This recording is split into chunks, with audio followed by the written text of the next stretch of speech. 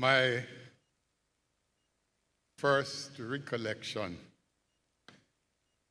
of the gentleman whose birthday we celebrate happened prior to the 1972 elections when he visited Washington leading a team. And before I go further, let me acknowledge all protocols observed. In that team, they came to Howard University to meet with students and to encourage many of us to return to Jamaica and make our contributions. At the time, the student body included K.D. Knight, myself, and a number of other comrades who have subsequently come home and have contributed tremendously to our country. I returned to Jamaica in '75 after being in London. And I was being encouraged to run in a certain constituency by the then General Secretary in the '76 elections. He may not recall it, but my discussions briefly with Comrade PJ Patterson led me to understand that politics was not an easy game. I had a young family, and I had just started my professional career. Throughout that career, I've been guided. And I often say to people, to describe PJ as a sage is an understatement. The demonstration of profound wisdom, sound judgment, and deep insight into the society and its workings have come from years of experience. I remember well being inveigled in 1987 to cast my hat in the ring in a certain constituency in central Jamaica, Mandeville to be exact. I was presented to the constituency, ushered in by Comrade Patterson. He ensured that there was unanimity in the constituency and that I was ushered in with very little opposition. Some, but very little. Successful in '89, and I became Minister of State in Housing. By '90, Comrade Patterson came to me and says, "Come, I need some help in the Ministry of Development, Planning, and Production." In that capacity, he gave me full rein. I remember his guidance well in ushering programs like the Environmental Foundation of Jamaica. At that time, a novice as I was, he helped me to pilot the bill that established NEPA as it now is. I recall, too, the times when Comrade Patterson stood almost alone. His strength of character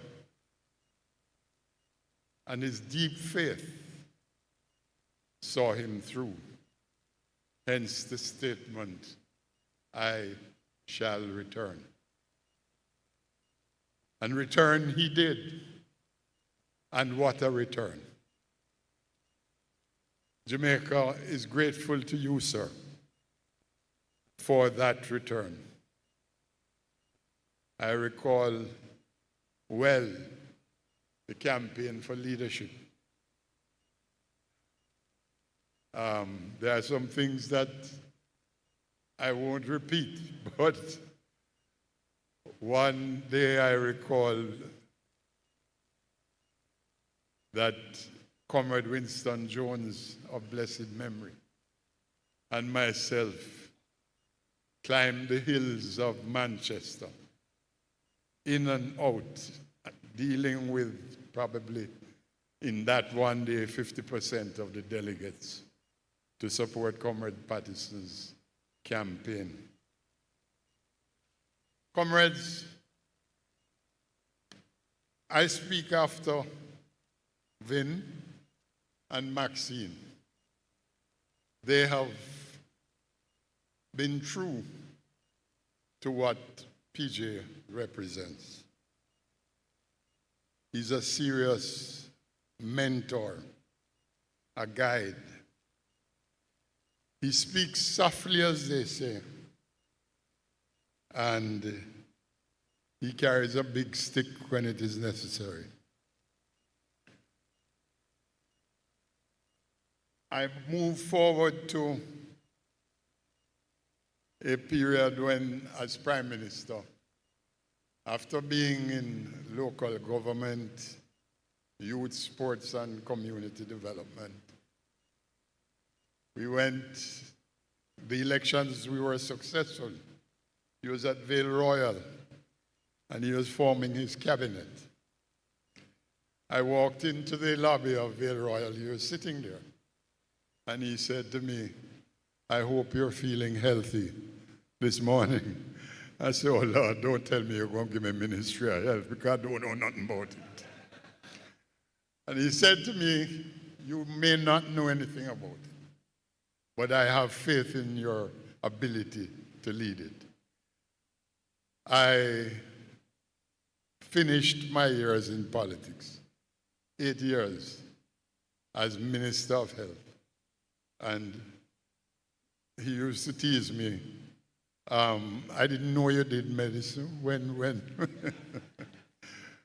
But he challenged one to a bigger self, a greater person. Of course, you know, the famous statement which he made, which everybody knows. Guided always by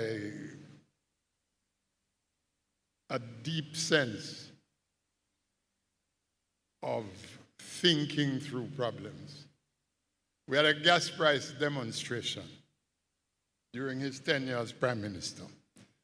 The debate, as Maxine indicated, was heated, to say the least. Those who felt that we should act heavy-handedly, and those who felt that we should take time.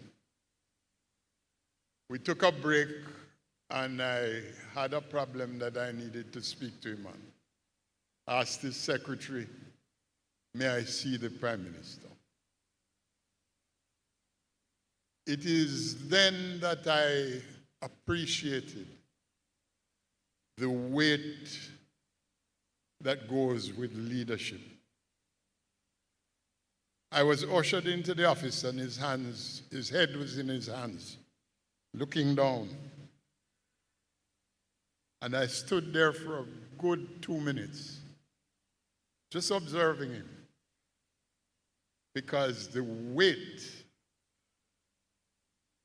of that office is not an easy one to bear. and he bore it well. Comrade Patterson, we say, PJ,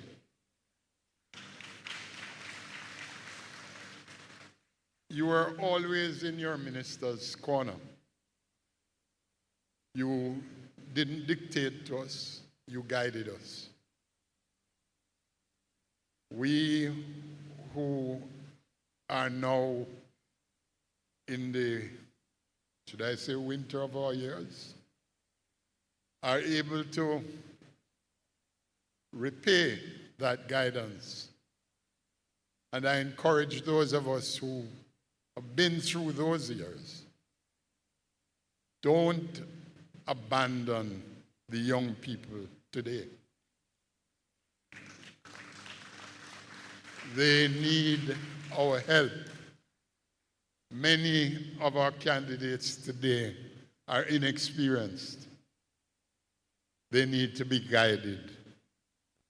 And for those who can, please follow Comrade Patterson's example and advice. He's always been a friend. And I consider him more than a friend, an older brother. We say, God bless you, and may you continue to guide.